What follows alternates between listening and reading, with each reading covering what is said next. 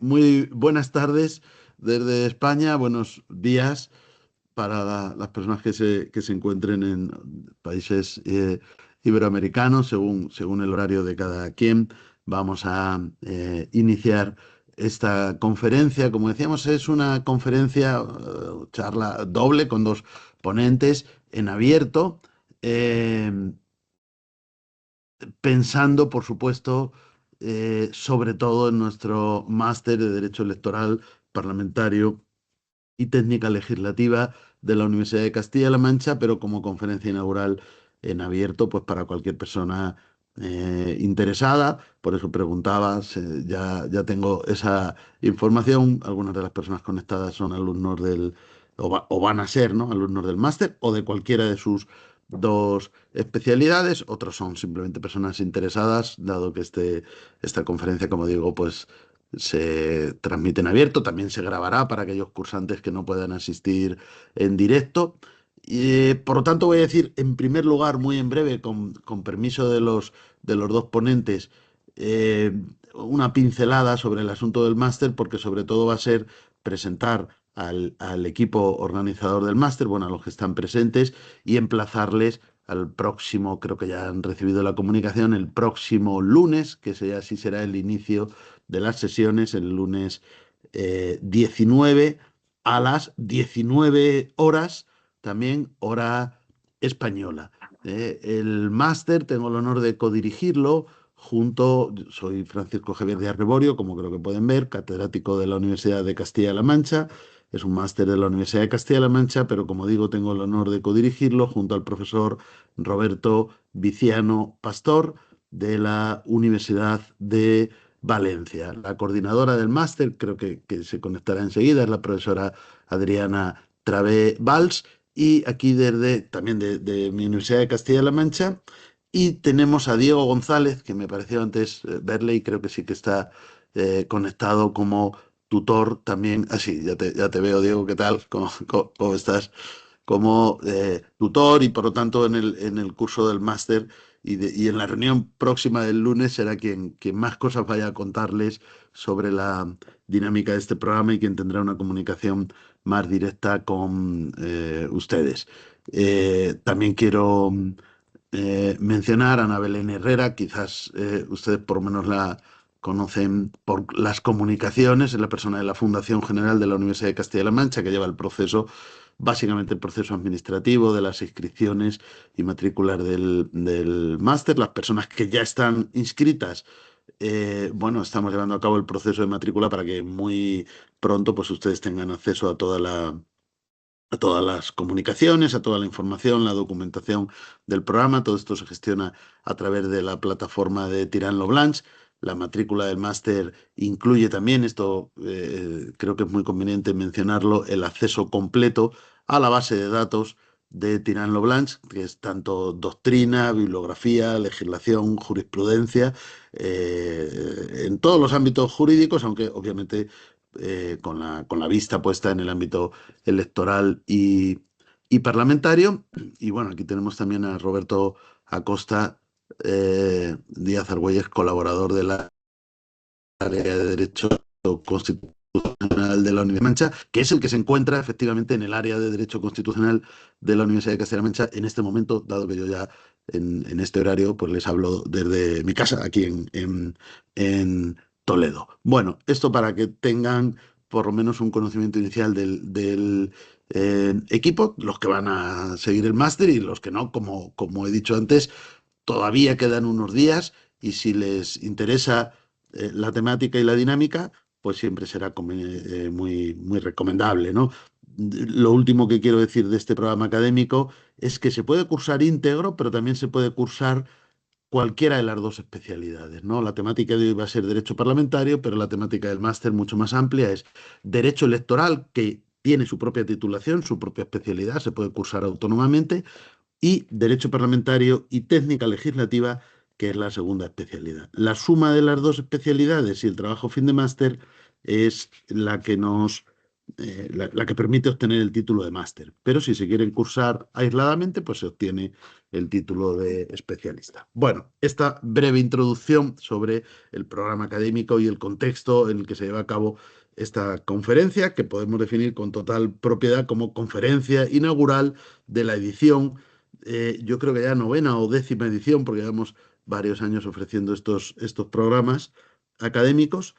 Y para esta conferencia, pues contamos con dos ponentes especialistas en derecho parlamentario y que, bueno, pues reúnen un poco el perfil que buscamos y que en alguna medida, pues también algunos de los profesores del programa reúnen, ¿no? Los profesores, algunos somos más exclusivamente dedicados al ámbito académico, universitario, pero otros son también, pues, profesionales del ámbito parlamentario o del ámbito de las instituciones de garantía electoral, que aunque hoy no vamos a hablar de eso, pero también, como digo, en nuestro programa se cumple esa doble orientación de dos temas que por lo demás, como es evidente, están muy relacionados, ¿no? El ámbito electoral, cuando hablamos de elecciones políticas, pues se relaciona con el ámbito parlamentario. Y sin más, voy a hacer una presentación breve, vamos a decir más bien un resumen breve de los currículums de las dos personas que van a intervenir y a continuación pues ya les daría la palabra. En primer lugar, José Antón Sarmiento, que es licenciado en Derecho por la Universidad de Santiago de Compostela, diplomado en Práctica Jurídica por la Escuela Montero Ríos del Ilustre Colegio de Abogados de Santiago de Compostela, profesor de Derecho Administrativo en la Universidad de Santiago, letrado mayor del Parlamento de Galicia, secretario de la Junta Electoral de la Comunidad Autónoma de Galicia. Es autor de numerosas publicaciones en el ámbito parlamentario, no voy a leerlas una por una, pero que tienen que ver pues, con la materia electoral, con la materia también parlamentario. Es autor de un manual del parlamentario, editado por el Parlamento de Galicia en el año 2011, por mencionar expresamente alguna de ellas, manual de actuación parlamentario y diversos artículos científicos. Y también entre sus labores profesionales, pues ha participado en la elaboración de más de 150 leyes en Galicia, ha sido letrado asesor de varias comisiones parlamentarias, ha desempeñado durante más de 15 años funciones de letrado responsable de las tecnologías de la información del Parlamento de Galicia y ha impartido cursos, conferencias, congresos, ha participado o ha colaborado con diversas instituciones españolas y extranjeras. Ha organizado diversos encuentros científicos, fue distinguido con el diploma de honor de la Asociación Argentina de Derecho Parlamentario, no sé si alguno de los asistentes sea argentino, y en este momento preside la Asociación Española de Letrados de Parlamentos Autonómicos, AELPA. Conviene mencionar esto porque también aprovechamos para decir que muy recientemente esta asociación, la Asociación Española de Letrados de Parlamentos Autonómicos, que reúne pues, a gran parte de los letrados en el ámbito de los distintos parlamentos autonómicos, ya saben, los que no son españoles, o sea, mejor dicho, los que son españoles lo sabrán seguro y los que no, por si no lo saben, pues podemos mencionar que España está organizada territorialmente en 17 comunidades autónomas, todas las cuales tienen su propio parlamento. Por lo tanto, en España los parlamentos pues, son el Congreso o las cámaras, asambleas parlamentarias, el Congreso, el Senado, 17 parlamentos autonómicos. Luego, en una situación un poco especial, están las asambleas de Ceuta y Melilla, porque Ceuta y Melilla no son comunidades autónomas, pero tampoco son meramente ciudades, son ciudades autónomas, ¿no? Y tienen su propio estatuto. Bien. Eh, bueno, pues es una gran satisfacción también para la Universidad de Castilla-La Mancha y el área de Derecho Constitucional ese convenio que hemos firmado con AELPA. No sé si alguno de los asistentes también tal vez sea miembro de AELPA. Bueno, pues ese convenio permite cursar este programa y otros del área de Derecho Constitucional con un significativo descuento. Bien, y en segundo lugar voy a presentar con la misma brevedad a Martiño Sarmiento Murías, graduado en Derecho por la Universidad de Santiago de Compostela, autor del proyecto El procedimiento legislativo en Galicia, el informe de impacto de género en las iniciativas legislativas en la Comunidad Autónoma de Galicia.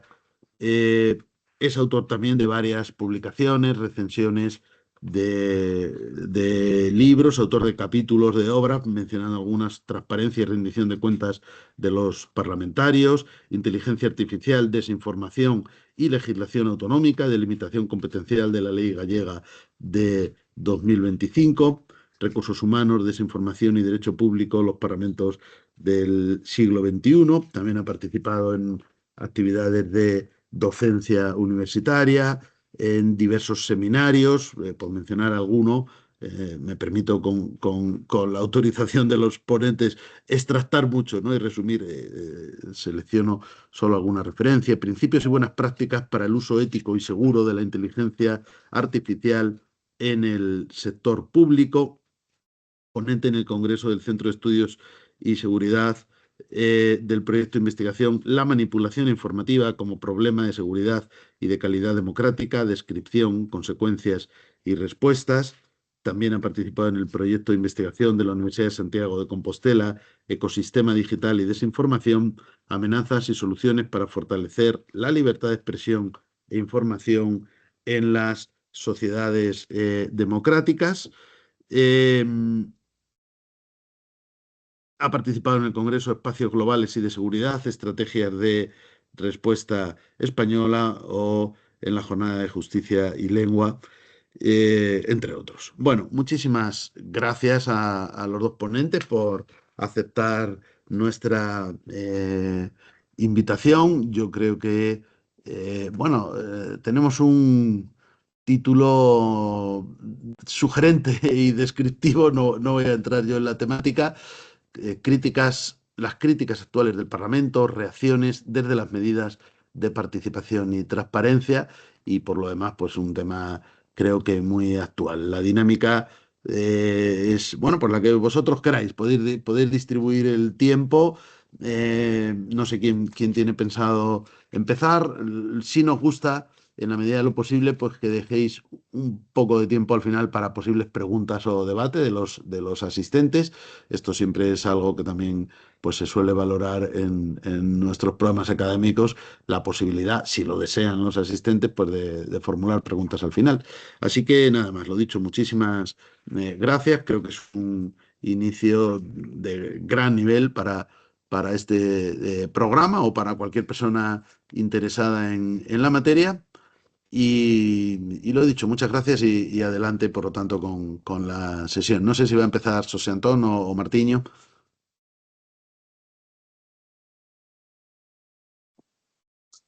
Sí, Bueno, buenas tardes. Habíamos pensado que empezase Martiño, Muy bien, por lógica dispositiva que después se verá. muy bien, perfecto. Pues le voy a poner en primer plano entonces. Adelante, Martiño, gracias. gracias a usted, profesor. No sé si se me escucha bien porque estaba teniendo problemas Sí, con el dispositivo. sí, sí, Bueno, perfecto. muchas gracias. Eso, en primer lugar, agradecerle la oportunidad de poder hablar aquí y aportar, pues, las pequeñas ideas que voy a exponer a continuación. Y eso, agradecerle a todos los asistentes, pues, que me escuchen este rato. Yo voy a hablar de transparencia parlamentaria, participación ciudadana e inteligencia artificial, relacionado eso con la inteligencia artificial, estos dos temas.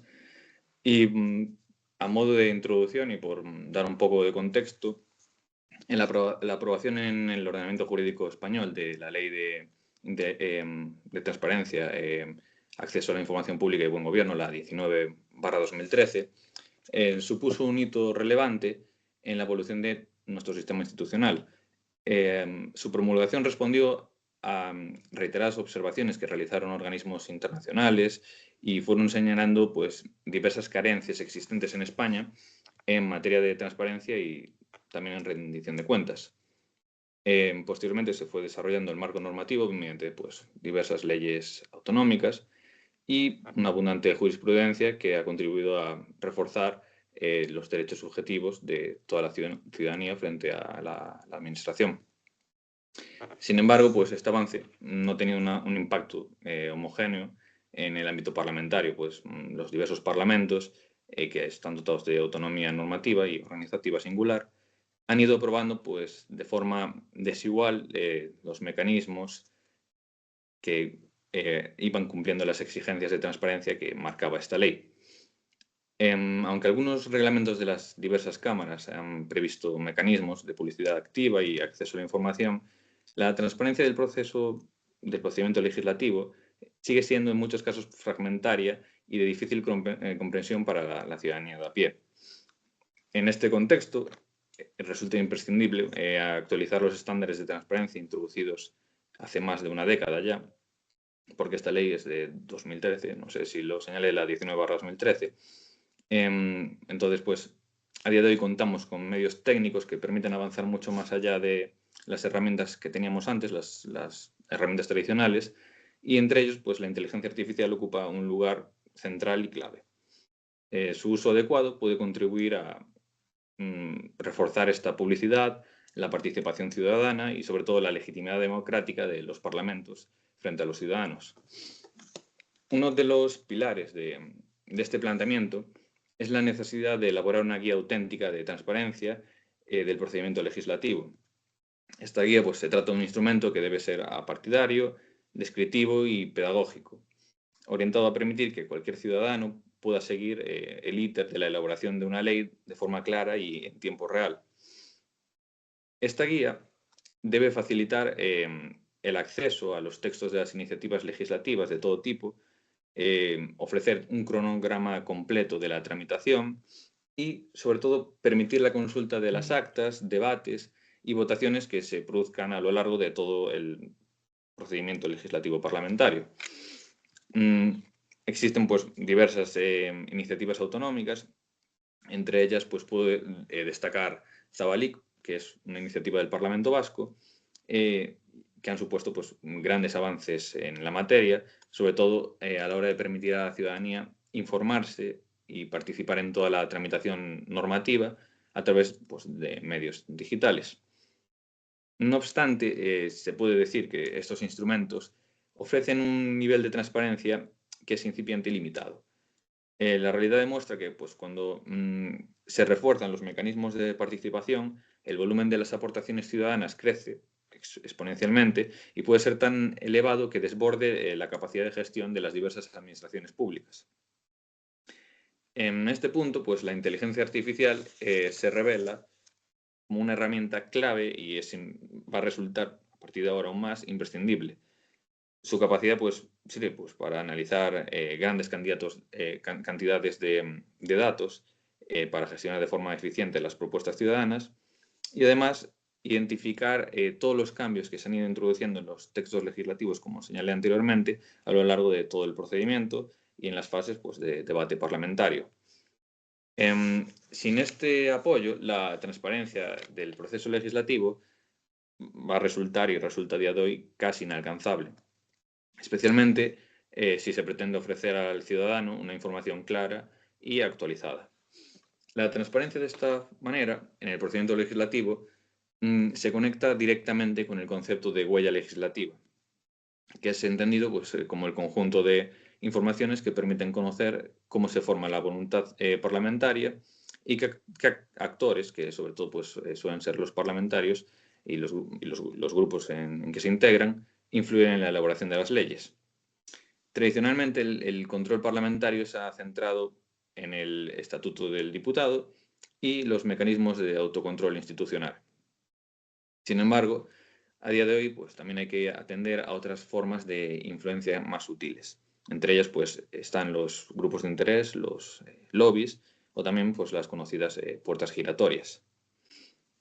Para que la huella legislativa sea un auténtico valor democrático, es necesario identificar el origen de las enmiendas y de las transacciones, publicitar las reuniones de los diversos diputados y los grupos parlamentarios con los agentes interesados, entre ellos los grupos de interés, y visibilizar los documentos clave, como son las enmiendas transaccionales. Estos textos, que son fruto de la negociación política, son especialmente relevantes porque evidencian la capacidad de consenso que tienen las diversas fuerzas parlamentarias y la función integradora del Parlamento. Sin embargo, a día de hoy, su localización resulta compleja y requiere un esfuerzo investigador que es poco accesible para la ciudadanía porque no tienen acceso a esas reuniones y a esos documentos. En este sentido, la inteligencia artificial permite sistematizar y presentar esta información de forma clara, accesible, actualizable y también siempre con las garantías frente a los diversos sesgos algorítmicos. Además, pues al proporcionar una información veraz inmediata a los negociadores, negociadores legislativos, puede incluso facilitar que se llegue a acuerdos entre ellos y evitar pérdidas de tiempo y de recursos en las instituciones públicas que nunca son favorables. Otro ámbito esencial al hablar de la transparencia y de las reglas que la rigen son las reglas que rigen también el propio funcionamiento parlamentario. Más allá de que se publiquen los diversos reglamentos y las iniciativas, leyes, la iniciativa debe conocer cómo se toman realmente las decisiones en sede parlamentaria. El acceso de las iniciativas y también de a las órdenes del día, debe priorizarse el acceso a todo esto antes que el acceso a los asuntos en papel de las mesas y de las juntas de portavoces, pues que todas ellas son asuntos que influyen de manera decisiva en toda la actividad parlamentaria. Pero muchas de estas reuniones y documentos suelen permanecer ocultas en actas técnicas o documentos pues, que resultan, como señalé anteriormente, de difícil acceso para la ciudadanía de a pie. La publicidad explicada de estas decisiones es fundamental para que la opinión pública disponga de todos los elementos necesarios para valorar el trabajo que realizan los representantes elegidos en las urnas. El uso de la inteligencia artificial permitiría traducir procedimientos que son complejos para la comprensión de la ciudadanía a un lenguaje pues, más claro y accesible, contribuyendo a reducir la desinformación y el caldo de cultivo para discursos populistas que se alimentan en el desconocimiento de la labor institucional. Esta exigencia de transparencia debe extenderse también a los boletines oficiales de las cámaras y a los diarios de sesiones, cuya accesibilidad y usabilidad siguen siendo bastante mejorables. En este sentido, la inteligencia artificial puede reforzar las fuentes tradicionales, facilitando pues, su consulta y garantizando el acceso en condiciones de igualdad para todo el mundo, especialmente a las personas con discapacidad y a los colectivos socialmente desfavorecidos. La legitimidad del Parlamento se refuerza igualmente mediante la transparencia sobre la actividad de los diputados y los diversos grupos parlamentarios. La publicidad de las declaraciones de actividades y de bienes y el funcionamiento interno de los grupos y de los códigos éticos no debilita a la institución. Es más, la fortalece porque contribuye a fortalecer la confianza de la ciudadanía en la misma. La inteligencia artificial puede actuar aquí como un instrumento preventivo porque puede detectar patrones irregulares de manera más rápida y eficiente que los sistemas tradicionales que teníamos hasta ahora y evitando que las cámaras reaccionen únicamente tras la aparición de escándalos mediáticos que nadie desea. La modernización de la administración parlamentaria no se limita al apoyo de la función legislativa, sino que también se extiende al ámbito electoral. La legislación española atribuye a la administración parlamentaria funciones de apoyo a las juntas electorales, tanto en el ámbito estatal como en el ámbito de las autonomías. Resulta llamativo en este sentido que en el propio siglo XXI pues muchas iniciativas ciudadanas durante los periodos electorales siguen tramitándose mayoritariamente vía telefónica. La creación de portales propios de transparencia electoral, apoyados en sistemas automatizados y de bots, permitiría responder en este sentido con rapidez y seguridad jurídica a un elevado número de consultas. Del mismo modo, el refuerzo de mecanismos de participación ciudadana, como puede ser la iniciativa legislativa popular, ha incrementado notablemente la carga de trabajo de la administración electoral, sobre todo en el propio periodo electoral. Experiencias recientes en parlamentos de otros entornos pues, demuestran que esta es una problemática global y que la inteligencia artificial, además de ser una solución más avanzada, resulta ser la solución más adecuada a este tema, porque siempre, bueno, presenta una reacción más técnica, pero bueno, siempre necesita esa supervisión humana escrupulosa, pues dado que en este caso, al hablar de derecho electoral, pues se tratan de derechos fundamentales. La participación ciudadana es, en efecto, uno de los pilares de nuestro sistema constitucional y, pues más allá del derecho de sufragio, el artículo 9.2 de la Constitución impone a los poderes públicos una obligación activa de promover la participación de los ciudadanos y de los grupos en los que se integran. Y en este caso, para que la participación sea real, resulta imprescindible la existencia de sedes electrónicas parlamentarias que garanticen la seguridad jurídica e igualdad de todos los ciudadanos en su acceso. Aunque esta implantación ha avanzado mucho en los últimos años, persiste una carencia estructural en el manejo de los datos abiertos por parte de las cámaras. Avances más prometedores se observan en el intercambio de buenas prácticas y experiencias en la innovación parlamentaria, tanto a nivel interno como a nivel europeo. Estos mecanismos colaborativos permiten generar economías de escala y abren la puerta a usos compartidos de la inteligencia artificial, incluso también en ámbitos como la alerta temprana de la normativa europea. Ahora bien, en este sentido, pues la inteligencia artificial, el uso de la misma, más que nada en la sede parlamentaria, exige una rendición de cuentas institucional clara.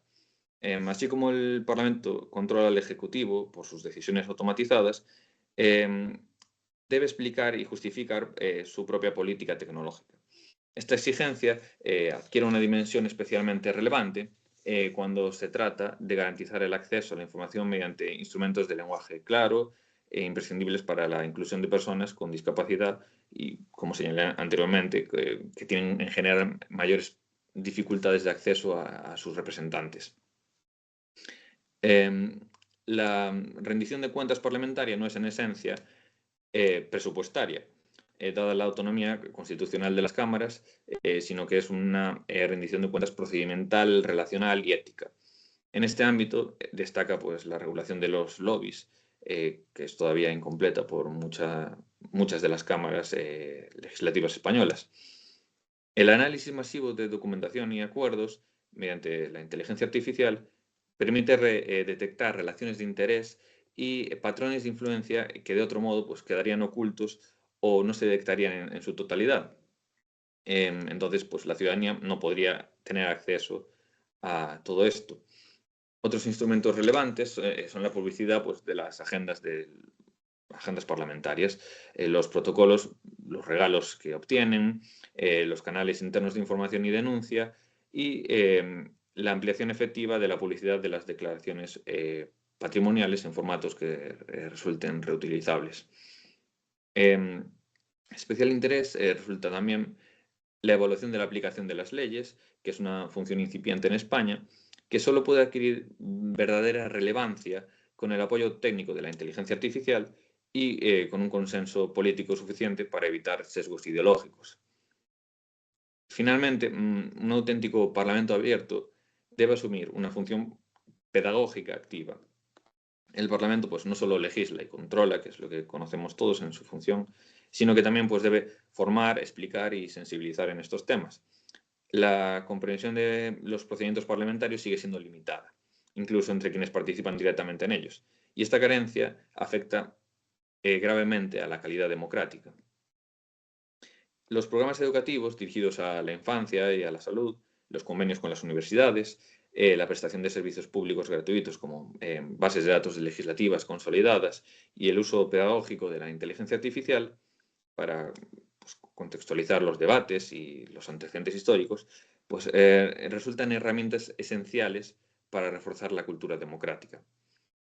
Todo ello pues, debe hacerse con pleno respeto a la libertad de expresión y a la función crítica de los medios de comunicación, sin caer en tentaciones de censura frente a los riesgos reales de la desinformación. La inteligencia artificial, pues, a mi parecer, es una herramienta necesaria y conviene avanzar hacia un Parlamento abierto, más comprensible y, por lo tanto, que resulte más legítimo. No es en sí mismo un fin, sino es una herramienta, un medio al servicio de la democracia, la inteligencia artificial. Su incorporación, por tanto, debe hacerse siempre con garantías, sin sesgos y teniendo en cuenta también pues, su impacto medioambiental, de modo que el proyecto tecnológico sea evaluado más bien de forma responsable. El reto, pues, considero que no es únicamente tecnológico, sino que es profundamente institucional y democrático. Debe adaptarse el parlamentarismo del siglo XXI a las exigencias constitucionales, sociales y medioambientales de nuestro tiempo, fortaleciendo pues, así la confianza ciudadana en una de las instituciones esenciales de nuestro Estado democrático.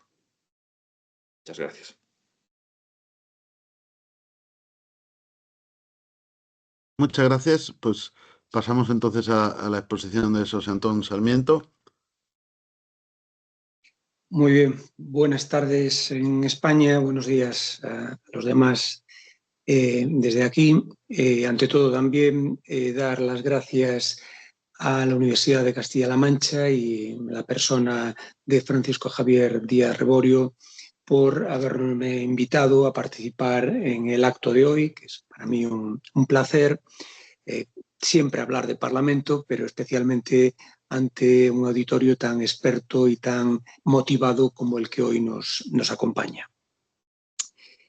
Obviamente hablar de críticas al Parlamento es hablar casi de un tópico que nos lleva acompañando casi siglos, ¿no? Casi siglos. Ya de principios del siglo pasado ya se hablaba de la crisis del Parlamento y fue un tópico que durante todo el siglo XX se repitió. Siempre parece que el Parlamento está en crisis. Lo que ocurre es que ahora, como un poco se ha podido escuchar en la exposición anterior, los problemas del siglo XXI han atacado a la institución parlamentaria de forma especialmente dañosa, a mi juicio. Por eso hay que analizar esta situación actual del Parlamento, pues atendiendo, sí, los cambios tecnológicos, como se ha dicho, atendiendo sobre todo cómo afectan estos cambios en el Parlamento y estas críticas precisamente a la labor que el Parlamento, por la que el Parlamento nace, que es en definitiva la defensa de derechos fundamentales, y en nuestro caso, que es el caso español, parecido a de otros países como México, Brasil o Argentina, que tienen un Estado compuesto, un Estado federal, también cómo afectan esta crisis del Parlamento al funcionamiento constitucional de los engranajes entre poderes centrales y descentralizados. Yendo más directamente a las cuestiones que me preocupan. En España, y creo que en buena parte del entorno occidental, se ha producido un desprestigio general del personal político. Un desprestigio que ha afectado al estatus de los parlamentarios. Hoy en día no hay una presunción de honorabilidad, como recuerdo que se decía antes cuando se redactaban los dictámenes de incompatibilidad de los diputados, sino que alguien cuando oye hablar de un parlamentario parece que de entrada muestra cierta reticencia o prevención. ¿Por qué? Porque ha habido en la opinión pública un entendimiento de ciertas instituciones parlamentarias con un carácter de privilegio. Se ha entendido que, por ejemplo, las prerrogativas, la inviolabilidad, el freedom of speech, la inmunidad parlamentaria e incluso el aforamiento eran privilegios indebidos y se han utilizado para criticar a la clase política y a los parlamentarios en concreto. Como veremos, estas cuestiones deben ser matizadas porque en la actualidad ninguna de estas prerrogativas individuales son privilegios, son en todo caso instituciones que tienen su origen histórico y también, a mi juicio, su razón de ser en la actualidad en un sistema constitucional moderno. ¿Qué ocurre? Que esta idea se ha completado la crítica del personal parlamentario se ha completado por también una falta de prestigio también de los propios partidos políticos como canales de la representación. En España, en su momento, hubo algún problema de transfugismo político, algún problema de diputados o representantes en general, sobre todo en el ámbito local, que cambiaban de partido después de haber sido elegidos. Obviamente, nuestro sistema, que es un sistema constitucional de mandato representativo, hace que el titular del escaño sea la persona física y no el partido. Sin embargo, en los últimos años en España se ha llevado a cabo por los partidos mayoritarios un conocido como pacto antitransfugismo, que lo que quiere es limitar esa libertad individual del diputado para descansar más en el poder de las élites partidarias, la conducta que los diputados llevan a cabo en las cámaras legislativas. Esto también ha traído consigo bastante más de fondo, bastante crítica, y ha provocado también una cierta desconfianza hacia el personal político. Una segunda vía de crítica al Parlamento, que cada día vemos en los medios de comunicación, tiene que ver con lo que se critica, lo que se tilda de teatralización de la vida política. La vida parlamentaria ha huido, singularmente pienso en España, en el caso del Congreso de los Diputados, de la formalidad. No hay un debate perfectamente ordenado, no se guarda el necesario decoro en muchas ocasiones en los debates parlamentarios. El papel, en este caso, de las presidencias de las cámaras es fundamental y, bueno, en ocasiones no hay, como digo, no se transmite a la sociedad que se está en estas cámaras para deliberar, para adoptar las mejores decisiones de políticas públicas, sino que parece que se está en el ánimo de hacer el mayor daño al oponente político. Esto yo creo que también ha minado el prestigio de las cámaras parlamentarias. En tercer lugar, se ha cuestionado directamente en muchos lugares el carácter representativo de los parlamentos. Se ha dicho la famosa frase "no nos representan", para poner de manifiesto que no había una reacción inmediata por parte de los parlamentos a los problemas sociales. En España, además, en algunos momentos, esta crítica institucional viene acompañada de una crítica también a la propia normativa electoral. Es cierto que, sobre todo, en supuestos concretos, por ejemplo, en la Cámara Baja, en el Congreso de los Diputados, que en definitiva es la Cámara que mayor poder tiene en España, se critica tremendamente que no existe una igualdad de valor del voto del ciudadano según la circunscripción electoral donde éste se emite, ¿no? Siempre se dice que el voto de un madrileño pues vale la 20ª parte que el voto de un soriano o de un habitante de una provincia poco poblada. Estas cuestiones deben de ser revisadas, deben de ser tenidas en cuenta, porque cada vez más esta cuestión de la igualdad del valor del voto se pone en manifiesto y en otros entornos, como vemos también en el ámbito del derecho anglosajón, con el problema de la limitación de las circunscripciones en el ámbito de Estados Unidos, por ejemplo.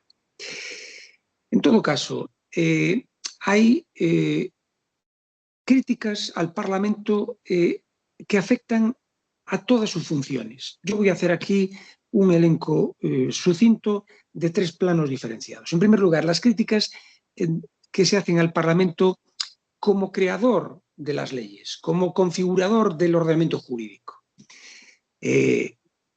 Por lo tanto, se suele decir que el Parlamento aparece superado por la actividad legislativa del Gobierno. España, por ejemplo, por el abuso claro del uso de los decretos leyes.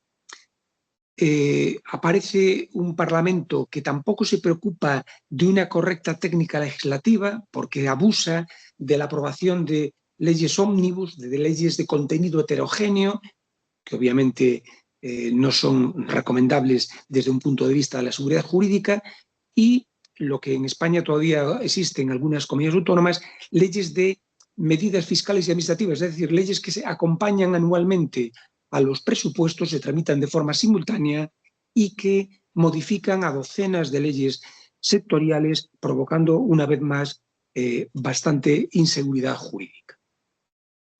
Por último, en este plano legislativo, también aquí se ha criticado mucho y sigue siendo a veces recogido incluso por la opinión pública, el fraude que supone la omisión de los necesarios informes para la participación ciudadana e informes técnicos en los proyectos de ley que se evitan por parte del Gobierno presentando las iniciativas legislativas al Congreso mediante proposiciones de ley.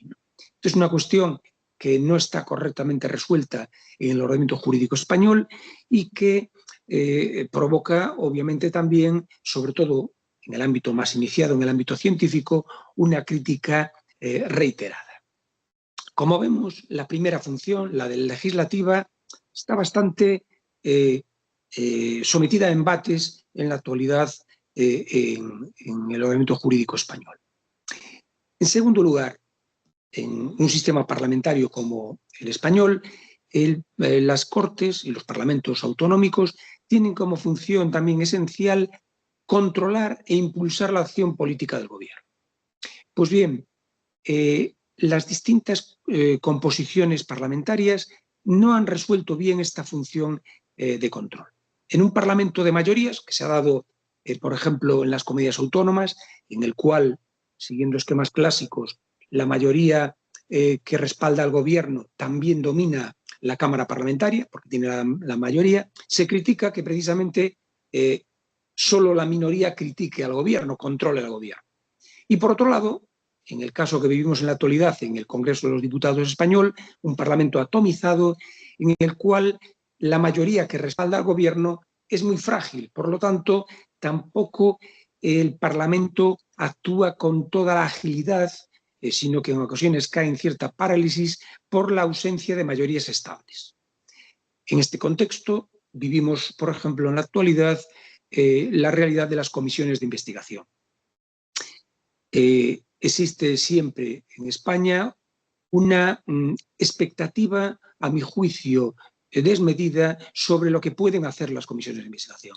Es cierto que es una figura que está prevista en nuestra Constitución, en los reglamentos parlamentarios, y que sirve para poner de manifiesto la responsabilidad política de los miembros del Ejecutivo, pero que desde luego no sirve, como algunos pretenden, para directamente hacer caer a un gobierno o indirectamente delimitar responsabilidades jurídicas. Sabemos que para eso está el ámbito jurisdiccional, singularmente las jurisdicciones que tienen competencia en esa materia, que suelen ser la contenciosa administrativa o, en su caso, la penal. En tercer lugar, también se ha descalificado una función muy importante de los parlamentos, cuanto menos en el ámbito europeo, que es la función electiva de las cámaras, ¿no? Las distintas designaciones que dependen de los órganos parlamentarios y que se dice que los parlamentos actúan exclusivamente como cadenas de transmisión de los partidos políticos y que no son realmente un lugar donde se trate de desarrollar de forma transparente la función electiva, es decir, elegir a los mejores para determinadas magistraturas, responsabilidades públicas. Aquí me permito señalar que la transposición de los hearings norteamericanos, de las audiencias previas de los candidatos para determinados puestos, no ha acabado de funcionar correctamente. Si uno hace un seguimiento de estas audiencias, ve que son bastante livianas. No se entra realmente a fondo en el perfil del candidato o candidatos, sino que se viene a ratificar el pacto previo que los distintos grupos parlamentarios han tenido sobre esos candidatos. Y tampoco hay, obviamente, en nuestro sistema una fórmula de revocación parlamentaria de esas elecciones, con lo cual, una vez que se ha llevado a cabo la designación, pues hasta que termine el mandato, esa persona que ha sido elegida por el Parlamento no tiene ni que rendir cuentas habitualmente, ni tampoco puede ser revocada por la Cámara. Planteada esta situación un tanto pesimista, podemos decir, de la situación del Parlamento en la actualidad en España, hemos de pensar, como dice el título de nuestra intervención, si la participación ciudadana y la transparencia pueden servir para cambiar algunos defectos del legislativo del siglo XXI. Yo creo que sí. Hay un debate también en la doctrina española, hay gente que piensa que los mecanismos de democracia representativa no deben de aparecer interferidos a través de la participación ciudadana. Recuerdo, por ejemplo, el profesor Roura de la Universidad de Coruña discutió muy a menudo conmigo sobre estas cuestiones, pero yo creo que matizadamente el introducir mecanismos de participación ciudadana sí pueden servir para que el pluralismo también se manifieste de una forma más amplia en sede parlamentaria y, en definitiva, para que la efectividad de un derecho fundamental, que en nuestra Constitución está en el artículo 23, por lo tanto es un derecho fundamental de contenido duro, de trascendencia, debe tenerla en la práctica, se lleve a cabo. Tradicionalmente sabemos que las dos vías que tienen los ciudadanos para participar en un Estado representativo como el nuestro serían el referéndum y la iniciativa popular. El referéndum en España no es un instrumento al que se acuda, no es habitual que se convoquen referéndums para ilustrar o orientar las decisiones políticas del Ejecutivo. Las iniciativas legislativas populares también están recogidas en la Constitución y prácticamente tanto en las Cortes Generales como en todas las comunidades autónomas se tramitan habitualmente. Lo que ocurre es que el marco jurídico de estas iniciativas populares es bastante restrictivo, sobre todo a nivel de las Cortes Generales. Hay bastantes materias que están excluidas de la iniciativa popular y el número de firmas que se necesitan para una iniciativa es muy alto a nivel estatal. Cuestión que aparece además reforzada por el hecho de que los promotores de la iniciativa no van a tener una participación significativa en la tramitación a lo largo de su paso por el Congreso de los Diputados y por el Senado. Es más, se presenta la proposición y puede tardar bastante tiempo en ser tramitada en el seno de las Cortes. Estas cuestiones, por ejemplo, han sido cambiadas en algún ámbito autonómico.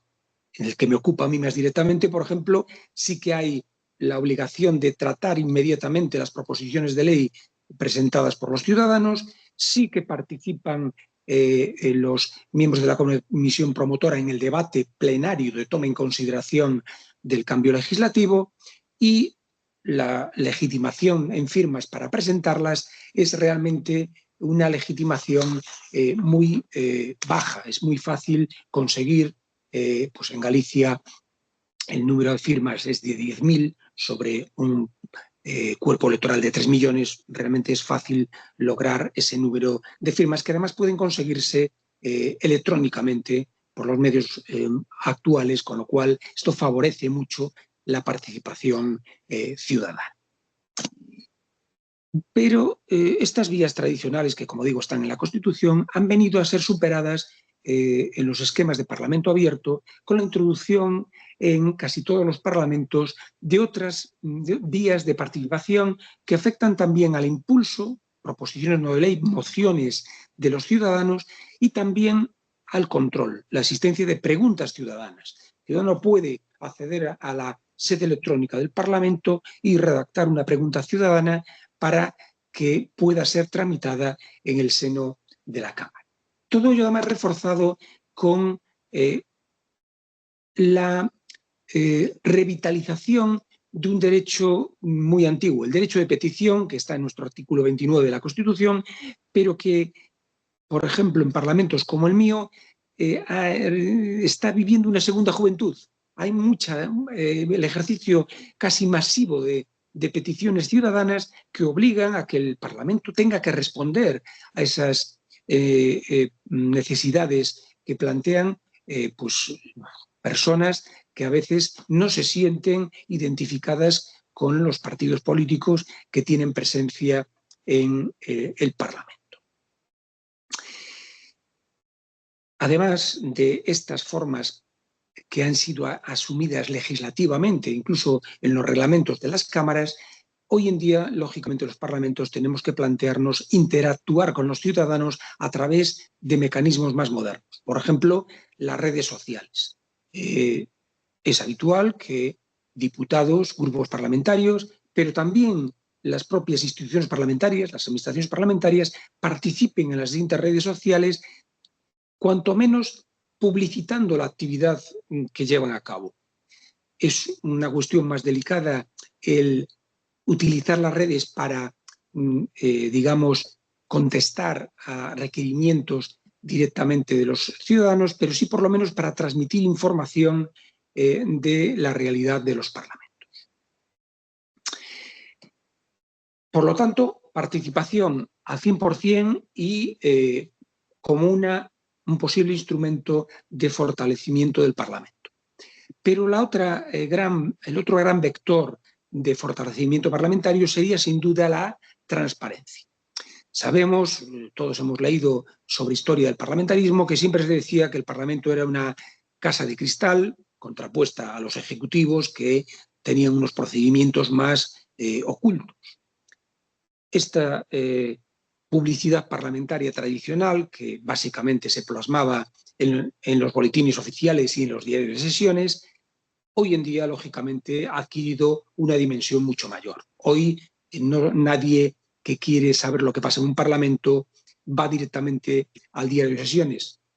Puede acudir a las páginas web donde están grabadas las sesiones, con buscadores activos que incluso extractan pues, el sentido de votación de cada uno de los diputados en los distintos asuntos. Esto favorece notablemente, prestigia notablemente la institución parlamentaria.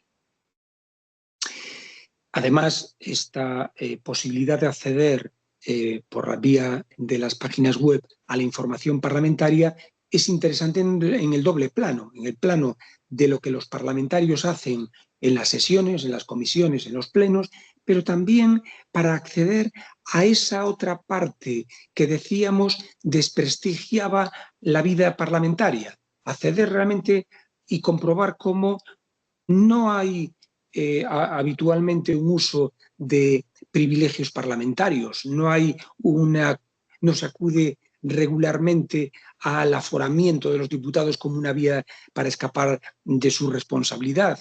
No hay en absoluto tampoco un abuso de la inmunidad parlamentaria y tampoco, por qué no decirlo, un malentendido en las prerrogativas económicas de los parlamentarios. Hoy se puede ver perfectamente en todas las páginas web los ingresos de todos los diputados, sus actividades permitidas y, por lo tanto, esto da lugar a una fiscalización efectiva también por la opinión pública del estatus personal de todos y cada uno de los parlamentarios.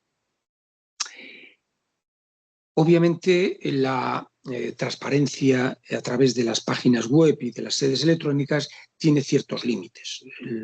Obviamente, los parlamentos, por ejemplo, en España, deben de respetar ciertos marcos como el Esquema Nacional de Seguridad, tienen que protegerse porque los ataques en materia de ciberseguridad son continuos. Nosotros hemos sufrido en el Parlamento de Galicia alguno y hay que saber hasta qué punto cierta información más clave, más delicada, puede o no ponerse a disposición pues, a través de unos medios tecnológicos que pueden ser objeto de ataque, ¿no? Pero en general, y con la debida reserva que afecta a la protección de datos de carácter personal, podemos decir que los parlamentos transparentan notablemente su actividad política y administrativa. Y esa es la vía a seguir para mejorar la credibilidad de nuestras instituciones. Últimamente, además, en España se ha producido una ampliación del control jurisdiccional sobre la actividad de los parlamentos. Tradicionalmente, aquí la actividad política está solamente controlada por el Tribunal Constitucional si se produce una violación de un derecho fundamental en el ejercicio de alguna actividad parlamentaria, pero recientemente, desde hace unos años, los tribunales contenciosos administrativos han entrado también a fiscalizar y a garantizar que los derechos de los parlamentarios respecto de los ejecutivos se efectivicen, por ejemplo, en el acceso a la información que manejan los ejecutivos. Esto también es una línea que creo que va a servir para reforzar el prestigio de los parlamentos. Llegado este momento, conviene plantearnos qué ha hecho nuestro Tribunal Constitucional respecto de nuestro Parlamento. ¿Ha favorecido su prestigio institucional o su jurisprudencia ha debilitado en cierta manera el papel que en una democracia parlamentaria tiene que tener el legislativo? Yo creo que en buena medida el Tribunal ha favorecido el debate y el papel del Parlamento. En primer lugar, ha llevado a cabo una interpretación muy amplia de lo que es la admisión a trámite y calificación de los documentos parlamentarios. En España hoy no hay limitaciones de asuntos a debatir en los parlamentos por razón del contenido de la materia. Aún hoy se ha publicado una sentencia del Tribunal Constitucional que otorga un amparo precisamente por una inadmisión de hace unos años en la Asamblea de Madrid a unas preguntas parlamentarias. Y el Tribunal es constante en su jurisprudencia. No puede limitarse el derecho de participación de los diputados, de plantear control al Gobierno, por muy molesto que pueda ser el asunto que se plantee al respecto. Esta jurisprudencia es de agradecer y ha servido mucho a la vitalización de la vida parlamentaria. ¿Qué aspecto está menos, a mi juicio, bien tratado por parte del Tribunal Constitucional?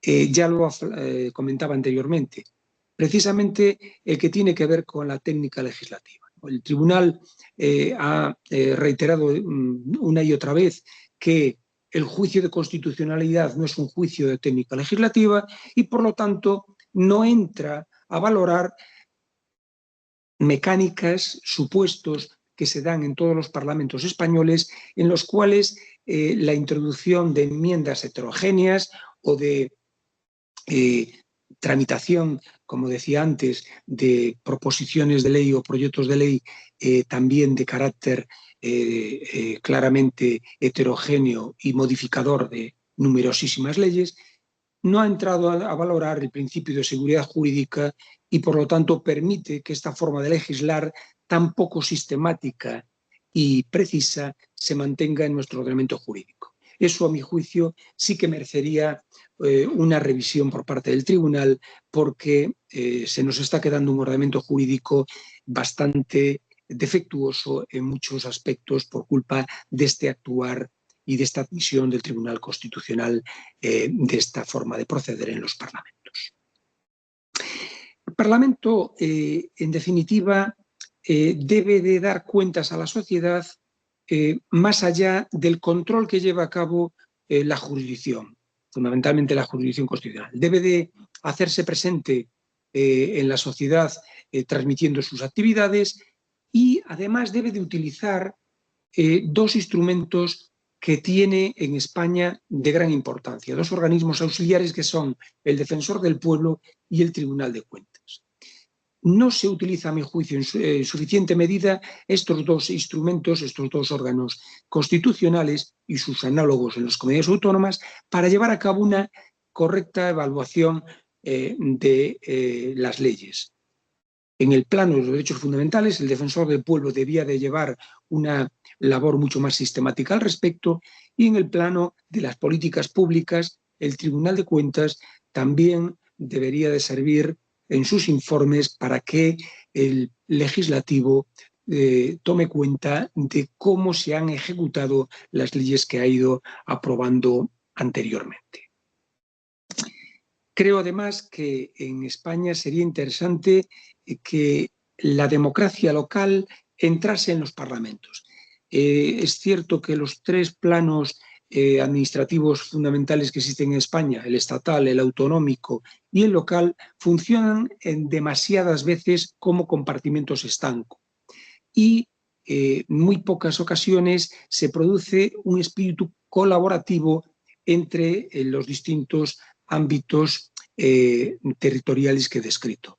Por ejemplo, las vías de colaboración entre los parlamentos autonómicos y las Cortes Generales son muy escasas, se dan las previstas constitucionalmente con la Cámara Alta, con la Cámara Territorial, que es el Senado, pero de una forma más teórica que real. Estamos ahora, por ejemplo, tramitando la renovación de 2 magistrados del Tribunal Constitucional, se nos manda a los parlamentos autonómicos la potestad de hacer propuesta de candidatos, pero sabemos que en ningún caso el Senado está vinculado por esa propuesta que hagamos. Puede aparecer candidatos distintos a los que reflejan la sensibilidad autonómica.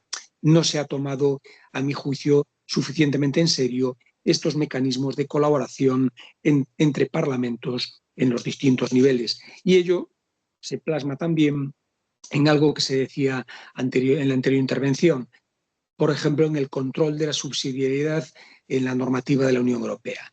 En el sistema de la Unión Europea, el Parlamento Europeo remite, la Comisión remite a los parlamentos nacionales los proyectos de disposiciones, de directivas, de reglamentos, para que se informen por los parlamentos nacionales. Y estos hacen una remisión casi pro forma a los parlamentos autonómicos para que a su vez den su criterio. Bueno, es un mecanismo que no funciona bien, que no produce una participación autonómica en esa función que tienen atribuidos los parlamentos nacionales según el Tratado de Lisboa y que, por lo tanto, también debe de ser modificado.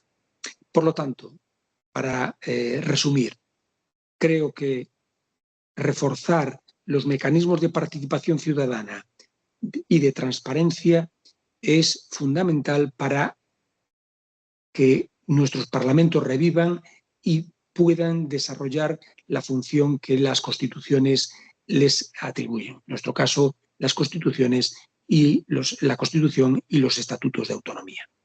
Muchas gracias a todos. Bien, pues muchas gracias a los dos por las ponencias. Yo creo que han abordado bueno, pues un panorama bastante amplio, ¿no? de lo que sugería el título, de la crisis, de los problemas actuales del parlamentarismo. Yo creo que podemos abrir un breve debate, pero me gustaría dar la palabra en este caso a Diego González, dado que se encuentra presente como coordinador tutor. Quiero disculpar, aunque antes lo he mencionado, ¿no? a quienes no se conectan, el codirector Roberto Viciano, que le resultaba imposible, igual que la profesora Adriana Travevals, que me lo han pedido expresamente. Y bueno, como tenemos aquí al coordinador tutor del máster, que los que lo vayan a cursar pues van a estar muy en contacto con él, me gustaría que, Diego, si te parece, pues bueno, abras tú el debate o lo moderes, si hay preguntas, que me parece que ya había alguna manita por ahí levantada. Por supuesto. Bueno, un placer, Javier, un placer saludar a los ponentes. Han sido unas ponencias, yo creo que interesantísimas, y muchas gracias y bienvenidos también a todos los nuevos alumnos de esta tercera ya edición del Máster en Derecho Electoral, Derecho Parlamentario y Técnica Legislativa. Yo creo que los ponentes nos han básicamente señalado de una forma muy interesante los grandes y notables y muy apreciables esfuerzos que se vienen haciendo en los últimos años a la hora de disminuir esa brecha existente entre sociedad y Parlamento. Lo que pasa es que yo, después de escucharles muy atentamente, a mí no me ha quedado del todo claro si seguimos todavía en la situación que Hans Kelsen señalaba ya hace más de 100 años, ¿no? Cuando hablaba de esa crisis del parlamentarismo que requería, como terminaba ahora el último ponente su intervención, de ese aumento de mecanismos de participación ciudadana, si realmente todos esos esfuerzos se están traduciendo en una sensación por parte de los ciudadanos de disminución de esa brecha entre ciudadanía y parlamentarismo, o si tal vez es que o bien los esfuerzos son insuficientes y tenemos que profundizar en mayor medida en estos mecanismos de acercamiento de la sociedad al Parlamento, o bien es que a lo mejor el problema lo podemos tener también por otros lados, ¿no? Yo, por ejemplo, me llamaba mucho la atención, lo desconocía, en esos laboratorios de democracia, ¿no? Siguiendo la expresión de Luis Brandeis, que son las comunidades autónomas, la cuestión de la ILP en Galicia. Yo desconocía, que me parece muy interesante, por ejemplo, una de las cuestiones que se señalaban de la obligación que se tramite rápidamente la iniciativa, que me parece esencial. Se hacen otros, por ejemplo, en el caso de Austria, por ejemplo, también es obligado que esto se haga de esta forma, porque si no ya vemos lo que viene pasando en España con muchas iniciativas legislativas populares. Entonces yo me preguntaba, ¿esto luego ha tenido... ¿este tipo de reformas son lo suficientemente ambiciosas? Porque a pesar de que me parece muy positivo lo que se ha comentado sobre la iniciativa legislativa popular gallega, llamarla iniciativa popular me parece jurídicamente incorrecto todavía, a pesar de que me parezca un avance respecto a lo que tenemos a nivel español o en otras muchas comunidades autónomas, y creo que el término correcto sería llamarle todavía una iniciativa de agenda, porque marca la agenda política. Una iniciativa popular seguramente es lo que tenemos en Suiza o lo que tienen en muchos estados de Estados Unidos, donde no hay una intermediación del órgano parlamentario a la hora de decidir si se admite a trámite, si no, aunque sea de una forma yo creo que mejorada, como en el caso gallego. Entonces, la pregunta, tal vez un poco, no sé si polémica, que les formulo a los ponentes es esta, ¿no? ¿Estamos todavía con Kelsen? ¿Es suficiente? ¿Tenemos que ahondar o los problemas también están por otros sitios? Bueno, en cualquier caso, muchas gracias y enhorabuena por las dos exposiciones que me han parecido brillantes en ambos casos. Sí, bueno, como se ha referido un poco también a mi intervención sobre la regulación de la iniciativa popular, la iniciativa legislativa popular en Galicia, yo creo que, vamos a ver, lógicamente no hay medidas constitucionales milagrosas ni legislativas milagrosas, ¿no? Está claro que desde que hemos reformado en 2015 la legislación de iniciativa popular y la ley de participación, hay más iniciativas, se tramitan con mayor rapidez y bueno, yo veo que el Parlamento por esa vía también aparece más en la opinión pública, ¿no? Claro, es distinto que un grupo parlamentario presente una iniciativa que lo hace pues cada pleno, que no que unos ciudadanos vengan a explicarnos el problema que hay pues con el precio de los pañales, como hubo una iniciativa legislativa sobre esa cuestión. Digo, es que ustedes no son conscientes de que las familias numerosas no pueden, por ejemplo, asumir ese gasto, ¿no? Título de ejemplo, una cuestión muy puntual, ¿no? Pero, lógicamente, no hay un cambio al 100%, no se ha producido un giro copernicano en la situación del Parlamento porque se hayan reforzado los mecanismos de participación, pero, desde luego, yo creo que ha ido a menos la crítica y que la crítica a la institución y que se entiende un poco mejor lo que el Parlamento supone en la sociedad. Ya digo, el cambio legislativo tiene que ir acompañado de otras cosas. Por ejemplo, un programa potente de visitas al Parlamento, un programa potente de que el Parlamento, por ejemplo, tenemos un programa de que exparlamentarios van por los institutos de Galicia debatiendo entre ellos para que los jóvenes conozcan además también lo que el Parlamento hace. Todo ese tipo de medidas pueden servir para que la gente no mire el edificio y diga qué edificio más grande, qué pasará ahí dentro, sino que también entienden un poco más, porque claro, los que somos estudiosos de esto, pues lo entendemos, sabemos lo que se hace, entendemos los procedimientos, pero un ciudadano normal, claro, le dices moción parlamentaria y no sabe lo que es una acción parlamentaria. Ellos lo que están preocupados es por sus problemas reales y ver si el Parlamento debate esos problemas, o lo único que ven en los 5 minutos de la información del telediario es que se insultan entre sí los diputados. Claro, eso sí que es cualitativamente diferente, ¿no? Ver que acierta o no acierta el poder político en las medidas a tomar, o están a otra cosa, están a cosas de políticos, como se dice a veces, ¿no? Yo lo veo un poco así, ¿no? Ya soy consciente de que hay mucho camino por andar, pero bueno, creo que desde la posición de Kelsen pues hemos avanzado también bastante, ¿no? Desde luego. No sé si Martiño quería a lo mejor comentar alguna cosa más. Tenemos también un par de palabras por ahí pedidas. Sí, al respecto a esto, pues yo creo que más o menos se señaló todo lo que tiene que ver con la iniciativa legislativa popular, lo más importante. Yo a modo de únicamente diría que no creo que haya en sí un foco en el legislativo a modo de crítica, sino que yo creo que en general pues a los 3 poderes del Estado pues como hay pues más medios a día de hoy, pues quizás se facilita la crítica, eso tanto al legislativo, al ejecutivo, al judicial. ¿El por qué? Pues por lo que se señaló, pues lo que ven los ciudadanos muchas veces. Entonces, a la hora de garantizar la participación ciudadana, yo creo que es importante que se dispongan de los medios, que yo creo que los medios los hay, los ha habido, y cada vez los va habiendo más porque se van adaptando nuevos medios. Es decir, no deja de, ya desde pues, la aprobación de la Ley 40/2015, los diversos trámites pues, de audiencia, información pública, pues van permitiendo pues, que la ciudadanía vaya participando en todas las iniciativas. Entonces, respecto de, por ejemplo, en Galicia, que es el caso que más de cerca me toca y del que más les puedo hablar, también hay diversos programas, el Parlamento pues, tiene uno de ellos, que es Legisla con Nos, que permite pues, que todos los ciudadanos pues, presenten pues, ahí sus ideas y después pues, que sean tenidas en cuenta o no, pero la vía de presentación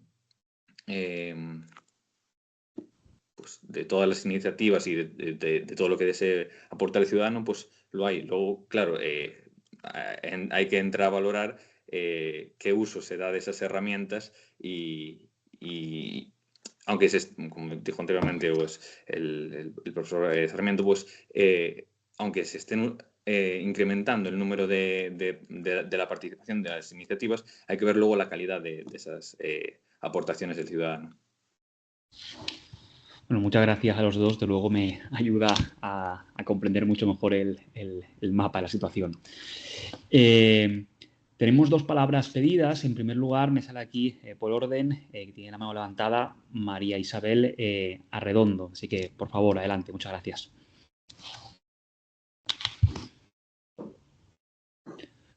No les estamos escuchando. Tienen ustedes que poner el micro. Sí, perdón. Desde la ciudad de Jalapa, México, la doctora María Isabel Arredondo Ricardo y el doctor César Cruz. Antes que nada, una felicitación especial y agradecimiento por las brillantes exposiciones de los destacados invitados. Y en el contexto, mi pregunta va en el contexto de la transparencia en el proceso legislativo, así como los mecanismos de participación ciudadana y la iniciativa de la legislación popular. Me preguntaba y quisiera confirmar si el ciudadano de a pie, la ciudadanía de a pie, participa de manera real en todo el proceso, es decir, desde las reuniones parlamentarias como primera fase hasta el fallo legislativo. No sé si lo esté presentando correctamente, pero o solo todo este movimiento de transparencia y de la IA es para darle un objetivo más bien pedagógico. O sea, realmente vemos en la práctica que la participación ciudadana es real. Y bueno, esa era principalmente mi pregunta. Muchas gracias. Bien, bueno, voy a comentarlo también por mi cercanía a la cuestión. Obviamente hay que tener claro también que la iniciativa popular supone eso, una iniciativa. Quien va a aprobar la ley va a ser el Parlamento, no el ciudadano. Aquí y en algún otro Parlamento autonómico se permite que el ciudadano acceda al salón de plenos y defienda la iniciativa. Es más, hay una cuestión anecdótica que es muy relevante. En el debate de toma en consideración de esa proposición, el ciudadano expone las razones por las que cree que debe de aprobarse la ley, intervienen los grupos y el último en hablar es el ciudadano, algo que los políticos no soportan porque siempre quieren ser los últimos en decir lo que opinan, ¿no? Pero sí que hay esa interacción. ¿Qué ocurre? Es cierto que una vez que se toma en consideración ese debate plenario y se pasa al estudio de las enmiendas en comisión, ahí desaparece la participación de los ciudadanos. Pero es una participación, yo creo que bastante relevante, y en la parte, digamos, más pública, más trascendente del debate, que es el debate en pleno ante la totalidad de la Cámara. Muchas gracias.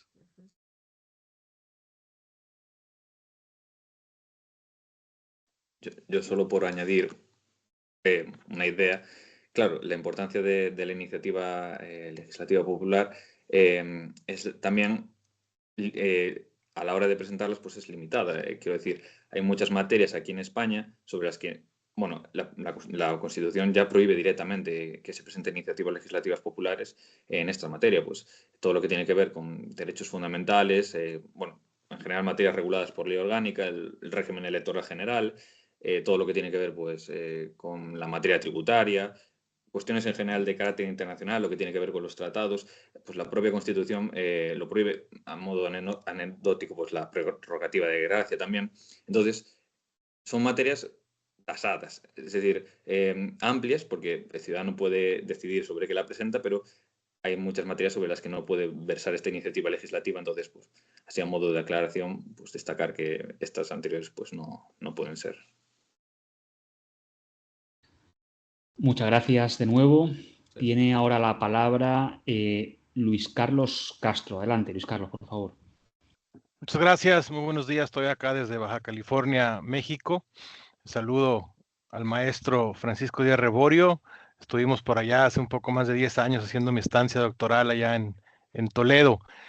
Hasta hace 3 meses, su servidor era presidente del Instituto de Transparencia, Acceso a la Información Pública acá en Baja California, uno de estos órganos autónomos que desafortunadamente desaparecieron en la reforma constitucional de diciembre de 2024, extinguieron 7 organismos autónomos federales y 32 estatales, entre ellos los encargados de garantizar el derecho al acceso a la información, de revisar las obligaciones de transparencia en los estados y de la protección de datos personales. Cuando estuve por allá, recuerdo en España haber hablado con el defensor del pueblo y tuvimos un debate sobre la importancia de la autonomía en los organismos garantes de estos derechos humanos, qué beneficios o si era necesario el que existieran estos tipos de agencias autónomas o organismos autónomos. Mi pregunta hacia ustedes, y ya después, digo, en aquella ocasión la ley de 2013 de Transparencia de España pues era bastante nueva, ahora ya con varios años en su haber. ¿Cuál es la visión actual que ustedes creen que se tenga en España o en Europa sobre la existencia de órganos revisores y garantes de derechos humanos que tengan como característica esencial precisamente esta autonomía, sobre todo en temas como en la transparencia y la participación ciudadana? De nuevo felicito a Martiño y a José Antón por la gran exposición y a todos los que hicieron posible este evento. Muy bien. Muchas gracias por la felicitación. Bueno, yo no puedo más que coincidir con su reflexión. Desde luego que creo que todos, la doctrina en España es unánime y que la existencia de órganos especializados de garantía es tremendamente positiva y casi, diría yo, imprescindible. La labor que lleva a cabo, por ejemplo, el Defensor del Pueblo, la institución de Defensor del Pueblo en España, o el propio Tribunal de Cuentas es impagable, y también las distintas organizaciones encargadas de garantizar la transparencia. Yo apunté incidentalmente y que estos organismos no impiden, además, que en España la propia jurisdicción contencioso administrativa controle la efectividad de la transparencia, lo cual es una garantía suplementaria. Tenemos un control previo de un órgano independiente, en algunos casos vinculado al Ejecutivo, en otros al Legislativo, como fue en Galicia, y después está el control judicial, que por supuesto es plenamente independiente para valorar cómo se lleva a cabo los mecanismos de acceso a la información y de publicidad activa por parte de todas las administraciones públicas. Yo creo que hay muy pocas, hoy en día. Sabemos que hace años, cuando fue la gran crisis económica, se produjo también en España la supresión de algunos comisionados de garantía, pero hoy en día se ha vuelto a la práctica unánime convicción de que son instrumentos muy válidos y que hay que reforzarlos para que la democracia sea viva y realmente efectiva, los derechos puedan garantizarse. Yo lo veo así de claro.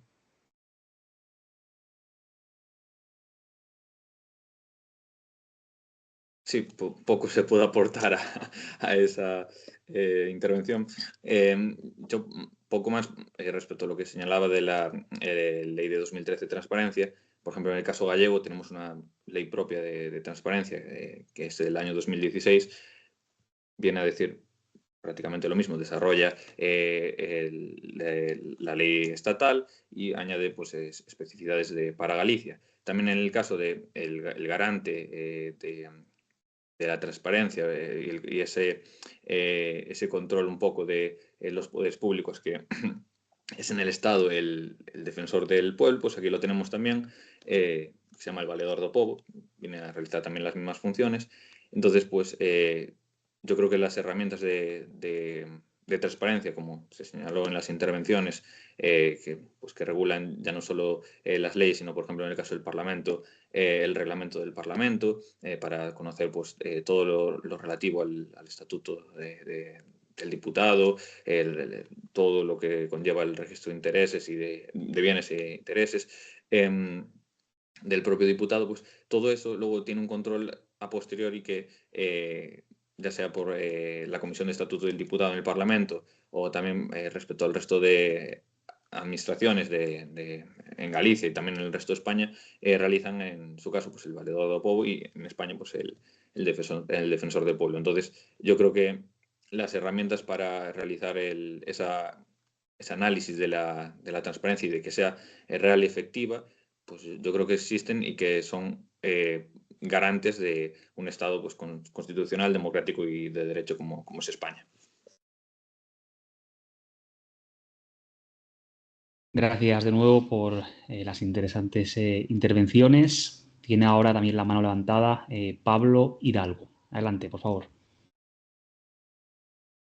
Bueno, muchísimas gracias.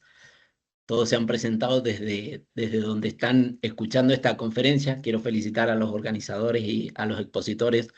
Yo estoy conectado desde Mendoza, Argentina. Así que mis felicitaciones y mis saludos tanto a la universidad como a los expositores.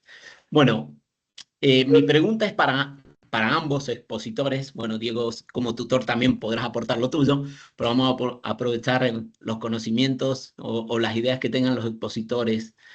Con respecto a nuestros representantes, ¿qué opinión tienen ustedes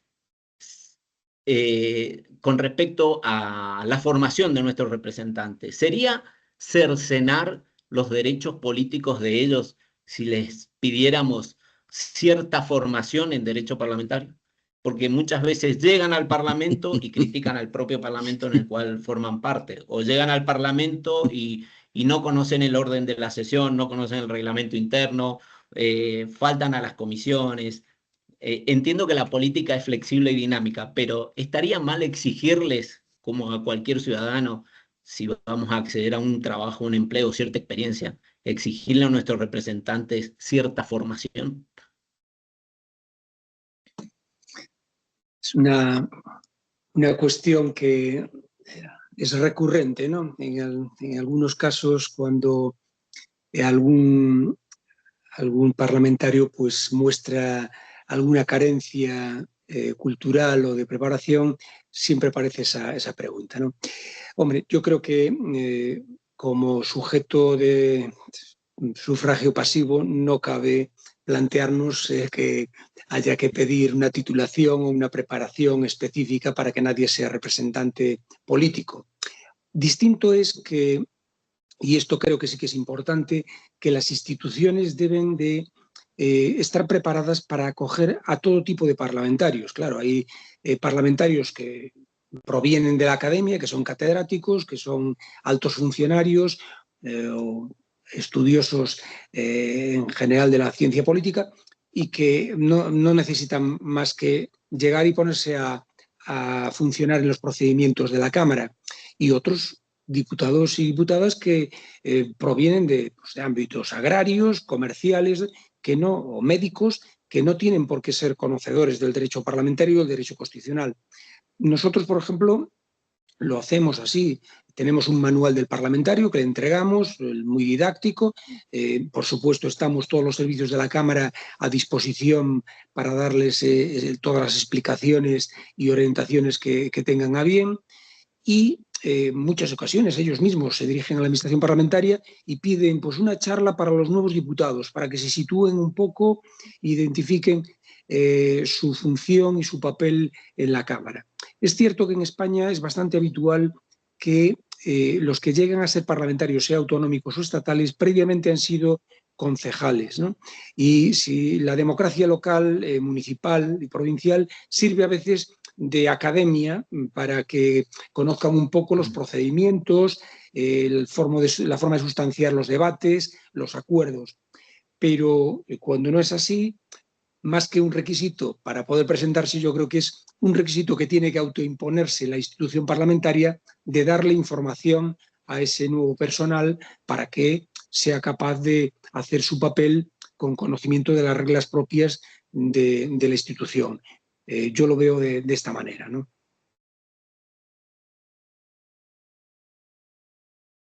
Sí, yo creo que desde el punto de vista de lo que desearíamos todos, sería interesante, claro que sí, que tengan ese conocimiento.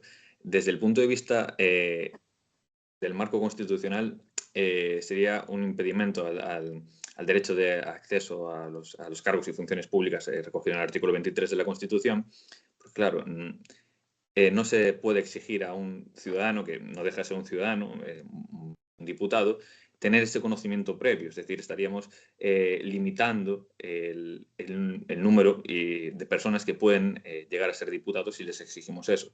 Claro, posteriormente la opinión pública vería mal si se exigiese eso, porque llegaría un punto en el que se diría, no, solo pueden llegar a ser diputados los que tienen conocimiento pues eso, de las funciones de las cámaras, de lo que se realiza allí, y impediría la calidad democrática.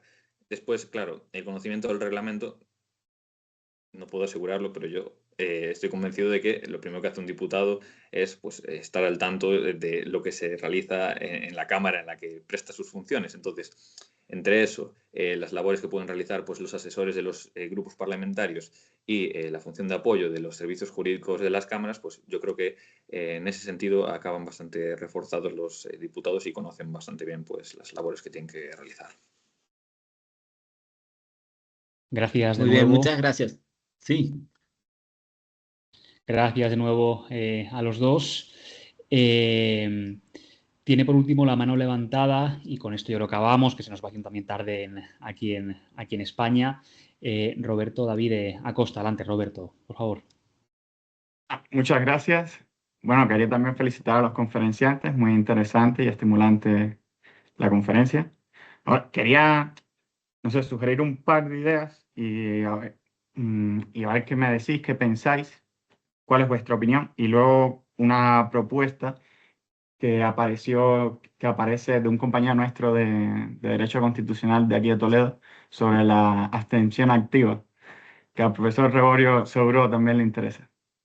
Bueno, yo creo que la mayoría de los problemas que mayor legitimidad le cuesta al Parlamento, al final terminan gravitando alrededor del tema de los partidos políticos que se ha mencionado, pero creo que es nuclear, es esencial este asunto. El problema de la teatralidad que mencionaba el profesor Sarmiento, esta idea casi ilustrada del Parlamento como lugar de deliberación, de debate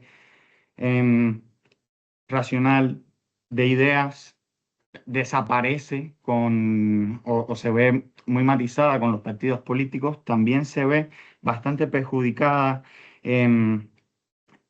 precisamente por la disciplina de los partidos, por lo que muchos politólogos llaman la ley de hierro de la oligarquía. Muchos ciudadanos hoy se preguntan ¿para qué son necesarios tantos diputados, por ejemplo, si bastaría con uno? Bastaría uno por cada partido político votado, ¿no? Esto resta muchísima legitimidad también a la institución del Parlamento. En la Constitución tenemos un precepto que habla de la democracia interna de los partidos políticos. Yo creo que en base a esto también se podía trabajar para mejorar la legitimidad de los parlamentos en general.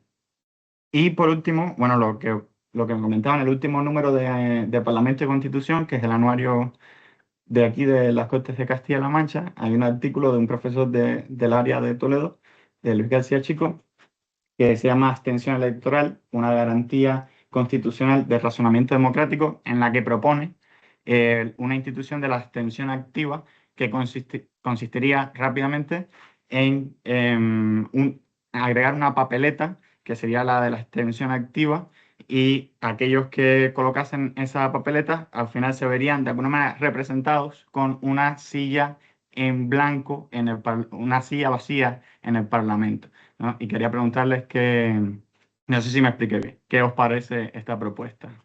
Eso sería. Bueno, muchas gracias también por sus palabras.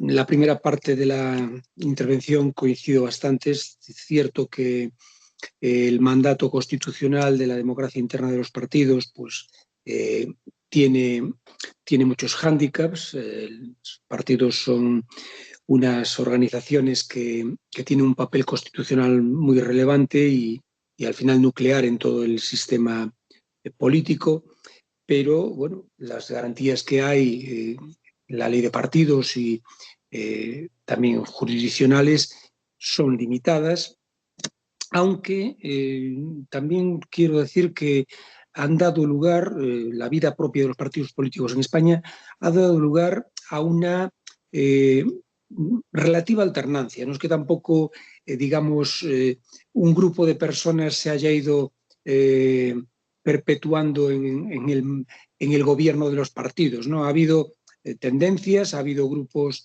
que se han ido alternando, con lo cual hay que confiar en que el pluralismo político tiene que instrumentarse.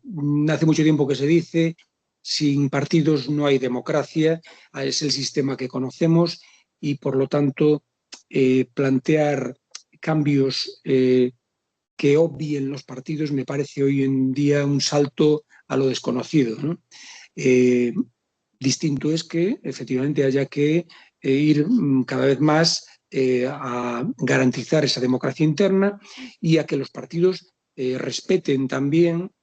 Yo, por ejemplo, no estoy de acuerdo con algunos aspectos que se han plasmado en cambios normativos, por ejemplo, en Andalucía, por los pactos antitransfugismo, pues que respeten también los principios constitucionales, ¿no? Si tenemos un mandato representativo, no puede esto convertirse en un mandato imperativo del partido, ¿no? Eso me parece claramente excesivo, ¿no?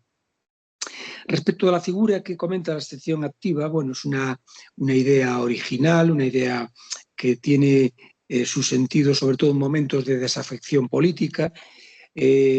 Yo creo que el plantear, bueno, va a haber uno o varios escaños que no van a estar ocupados, ¿nos aporta realmente eso algo a la gobernación del país?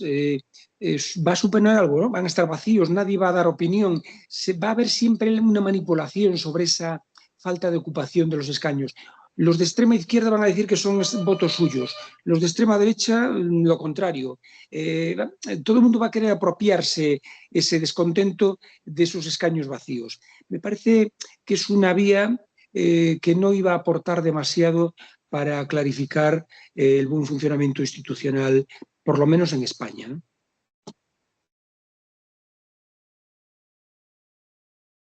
Sí. No sé si quiere aportar algo. Yo, bueno, una pequeña idea únicamente.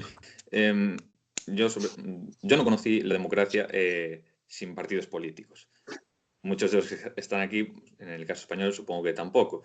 Yo creo que son necesarios porque organizan pues, la representación política y también pues, dan una estructura a la democracia y canalizan esa participación ciudadana dentro del Parlamento.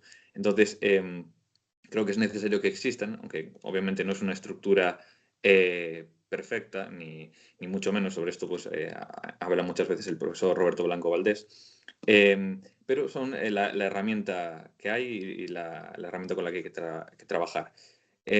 Respecto a las tendencias de los partidos políticos a la hora pues, de votar, claro, esto no es Corea del Norte, donde el líder supremo pues, señala que hay que votar y todos votan eso. Dentro de los partidos políticos aquí en España, pues los grandes partidos pues, tienen diversas ramas y diversas tendencias, diversos grupos dentro del propio partido. Entonces, pues no es raro ver, y a muchos se nos vendrá a la cabeza, pues un supuesto de voto tránsfugo, por ejemplo. Aparece pues y hay eso, pues un diputado pues que realiza un voto tránsfugo que es contrario al que puede realizar el resto del grupo parlamentario. Respecto a la abstención activa, pues yo creo que es una propuesta muy curiosa, pero claro, la única idea que se me puede venir a mí a la cabeza, pues además de lo que ya señaló el profesor Sarmiento, de que pues luego la opinión pública diría, pues esto tiene un sentido, tiene otro. Yo creo que la abstención en sí ya es una posición. Entonces, en la vida política, pues ya tiene cierto significado el hecho de abstenerse. Bueno, muchísimas gracias de nuevo a todos ustedes por sus preguntas y especialmente, pues claro, a los ponentes por sus más que interesantes intervenciones que creo que, bueno, nos han dado mucho espacio para la reflexión. Ya se nos hace tarde aquí en España, así que, bueno, vamos a cerrar ya esta, creo que excelente clase o conferencia inaugural del máster. Agradeciendo de nuevo a los ponentes y nada, a los alumnos que nos van a ver. El lunes saben que tenemos la clase de bienvenida donde les explicaremos la metodología de funcionamiento del máster y ya nos ponemos a trabajar. Así que muchas gracias a todos de nuevo, muy amables. Bueno, muchas gracias a todos. Ha estado muy interesante el debate. Ya no he querido intervenir porque ha habido, bueno, yo creo, bastantes temas.